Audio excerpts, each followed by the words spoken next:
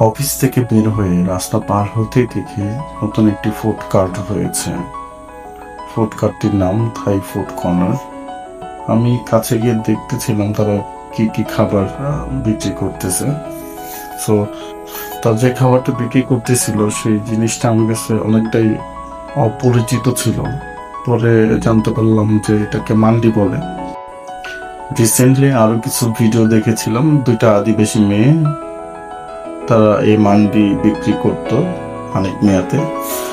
তো অফিসের পাশে হওয়াতে খুব আগ্রহ নিয়ে দেখতেছিলাম কিভাবে মাটি তৈরি করে। কিছুক্ষণ পর লোকটা আমাকে বলে, ভাইয়া একটা খেয়ে দেখেন, ভাল লাগবে।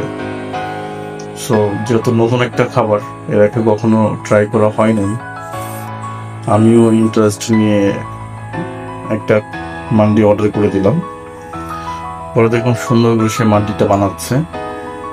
এখানে সে কিছু রাইস নুডলস ইউজ করছে, সাথে চিকেনটা হয়তো বা সিদ্ধ করে হালকা হলুদ মরিচ দিয়ে সিদ্ধ করে রান্না করে, কোনো গ্রেভি নেই, জাস্ট ড্রাই চিকেন, সাথে ডিমের 2টা স্লাইস অ্যান্ড একটা চিংড়ি মাছটা হয়তো কিছুটা ফ্রাই করা ছিল, সাথে ধনেপাতা,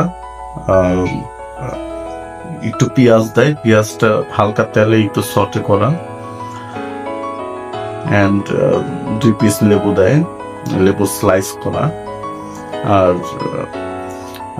কাঁচামরিচ পানিতে ভিজিয়ে রাখে একটা স্পাইস রেডি করা, সেটা কিছুটা দেয়, যে যেমন স্পাইস খেতে পছন্দ করে ওভাবে দেয়।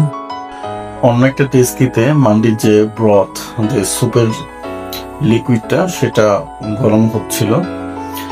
সুপের লিকুইডটা আমি জিজ্ঞেস করলাম কি দিয়ে বানায়, তো মোস্ট প্রবাবলি সেখানে চিকেন এবং মাছের স্টক দেয়, আর সাথে কিছু সিক্রেট মশলা ইউজ করে।